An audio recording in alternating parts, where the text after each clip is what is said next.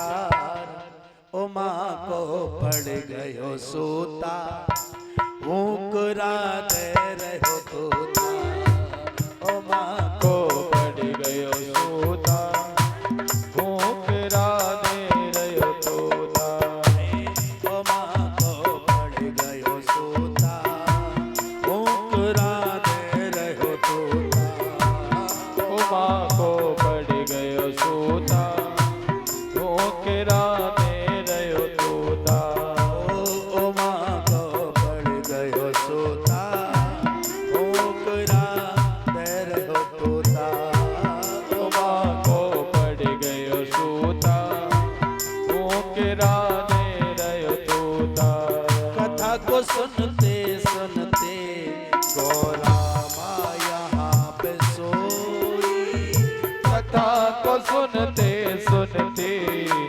गौरा माँ यहाँ पे सोई मैया सो गई और बराबर हुंकार चल रही है। 7 दिन की कथा पूरी हुई। भगवान भोलेनाथ ने जयकारा लगाया, बोलिए भागवत महापुराण की जय हो। जैसे जयकार ध्वनि लगी वैसे ही मैया की नींद टूटी। मैया कहने लगी क्या हुआ? देवी कथा पूरी हो गई, बाबा मुझे दोबारा कथा सुननी है। मतलब अभी संतुष्ट नहीं हुई, दोबारा कथा सुनना चाहती हो, दोबारा प्रारंभ से शुरू करूं? बोल नहीं नहीं, वो 3 दिन की तो मैं सुन चुकी हूँ, तो 4 दिन की जो पीछे वाली है वो सुननी है। देवी क्या मतलब, मैं समझा नहीं। कथा तो बराबर चल रही थी, तो बराबर तुम्हारी हुंकार आ रही थी। बोल महाराज मैं सो गई थी। अगर तुम सो गई थी तो ये ओम ओम ध्वनि कौन लगा रहा था? बाबा चाहे जो भी लगा रहा हो, लेकिन मैंने कथा को नहीं सुना। जैसे कहा कि तुमने कथा को नहीं सुना, तो कथा को तो किसी ना किसी ने सुना है। पीछे मुड़कर देखा तो एक छोटा सा तोता है और वो बोलता है ओ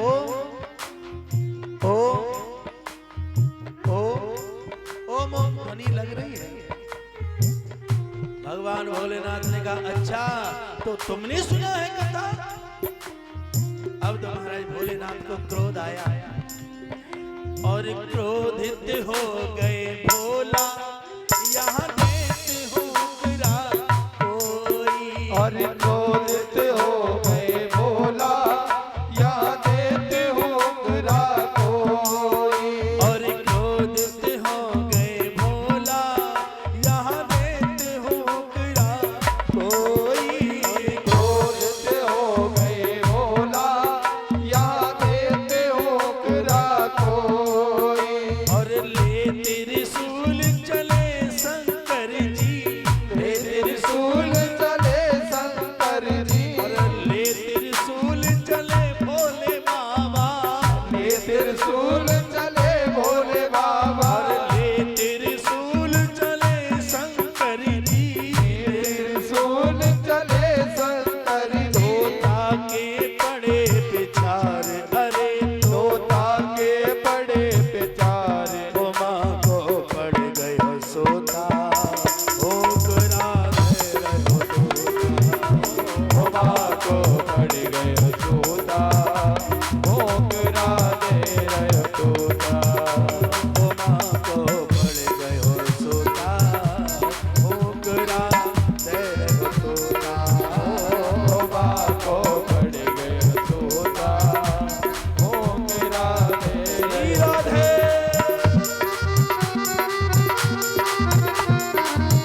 दोनों हाथ उठा के ताली बजाओ।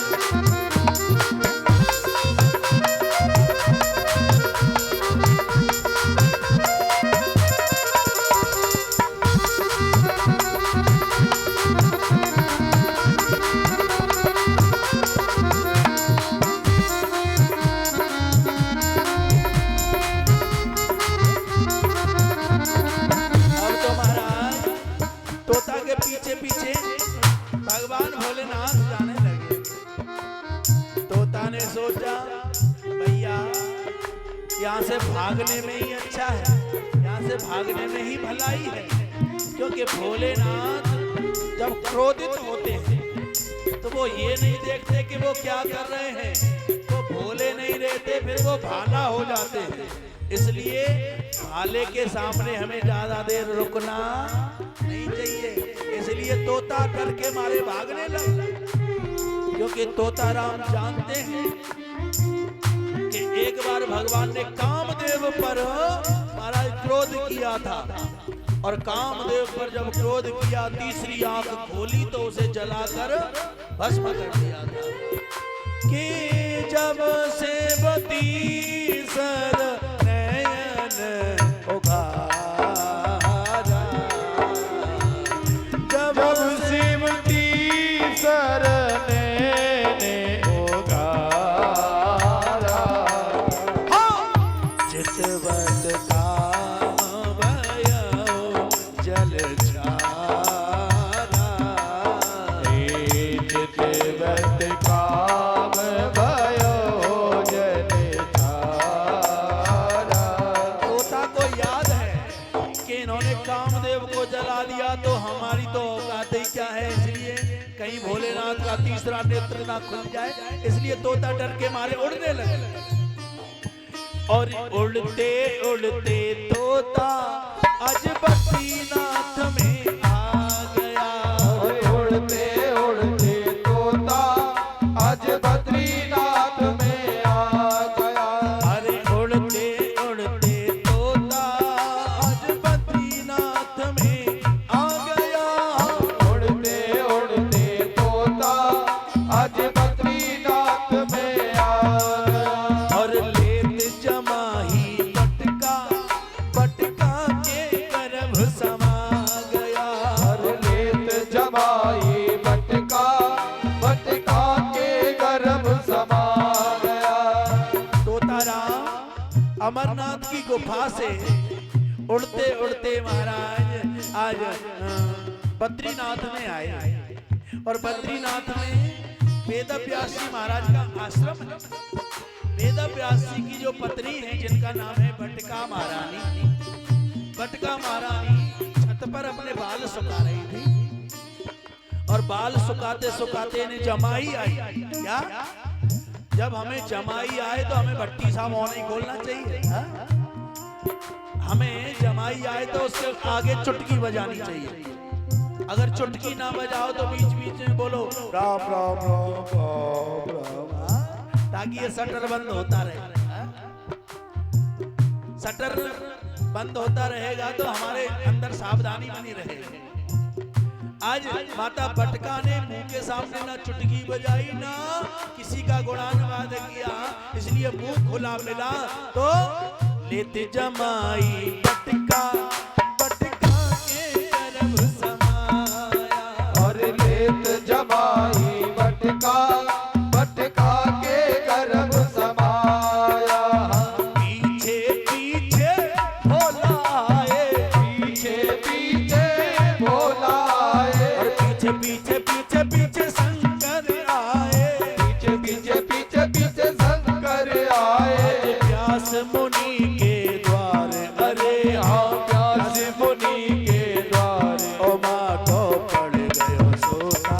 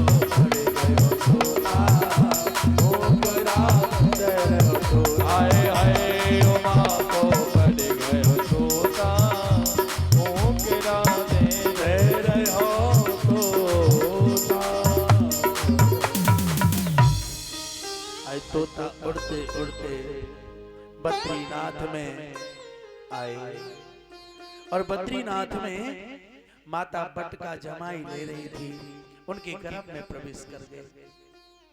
पीछे पीछे भोलेनाथ आ गए। हे वेदव्यास, हे वेदव्यास। भोलेनाथ क्यों क्रोध करते हो? अरे क्रोध करने वाली बात है, तेरे घर में मेरा चोर आया है, निकाल बाहर, मार डालूंगा। भोलेनाथ से कहने लगे, प्रभु एक बात पूछना चाहते हैं कि आप अकारण मुझे बिना बताए अगर क्रोध करोगे तो कैसा चलेगा? अभी मैं देख के आता हूँ तुम्हारे चोर को, पूरे कुटिया में ढूंढा, कहीं चोर हो तो देखे। कहने लगे, महाराज मैं सौगंध खाता हूँ तुम्हारा चोर मेरे घर में नहीं है। कहने लगे, तेरे घर में नहीं है, तेरी पत्नी के गर्भ घर में है, उसे बाहर निकाल, उसे मार डालूंगा, उसने मेरी चोरी की है। वेदव्यास जी पूछने लगे, बाबा एक बात पूछे? हाँ, चोरी क्या हुआ है? कहने लगे, उसने मेरी अमर कथा को चोरी की है।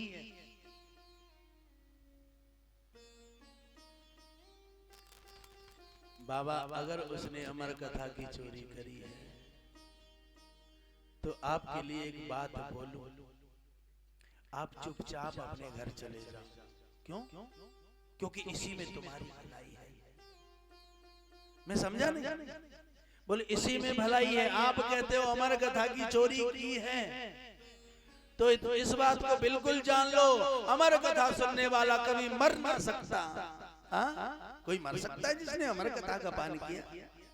अमर कथा को सुनने वाला कभी मर नहीं सकता, और जिसको तुम मारना चाहो वो बच नहीं सकता। इसलिए भोलेनाथ, अगर तुमने मारना चाहा और वो नहीं मरा तो तुम्हारा प्रभाव खत्म हो जाएगा, और अगर तुमने मारना चाहा और वो मर गया तो तुम्हारी कथा का प्रभाव खत्म हो जाएगा। इसलिए भलाई इसी में है, वापस चले जाओ। भगवान भोलेनाथ वापस चले गए। समय गुजरता रहा, 1 दिन, 2 दिन, 4 दिन, 10 दिन, महीना, 2 महीना, 9 महीना, 10 महीना, 1 साल पूरा निकल गया। लेकिन जो सुखदेव पेट में गया है वो वापस ही नहीं आता।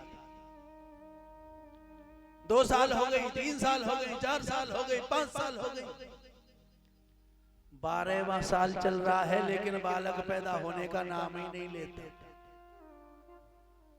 धन्य है वो माँ जिसने 12 वर्ष तक अभी बालक को धारण कर रखा है। आजकल की मैया 9 महीना से 10वां महीना है जाए तो छोरा है तब नहीं पूछते, तू 10 महीना में पैदा हुआ, उसे डांटती रहती। लेकिन वो माँ धन्य है जिसे 12वां वर्ष लग रहा है।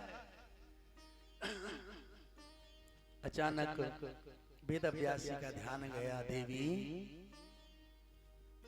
सब संतान 9 महीने में प्रकट होती हैं, 12 वर्ष होने जा रही हैं, क्या उदर में परेशानी नहीं होती, गर्भ में परेशानी नहीं होती, दर्द नहीं होता, पीड़ा नहीं होती क्या? माता बटका कहने लगी, पीड़ा तो होती है, लेकिन जब पीड़ा होती है तो अंदर से एक आवाज आती है, क्या? राधे राधे राधे राधे। जब राधे राधे ध्वनि आती है तो जितनी पीड़ा होती है वो सारा कष्ट दूर हो जाता है। क्योंकि संतों ने कहा कि संकट हरेगी करेगी भली वृषभानु की लली, संकट हरेगी करे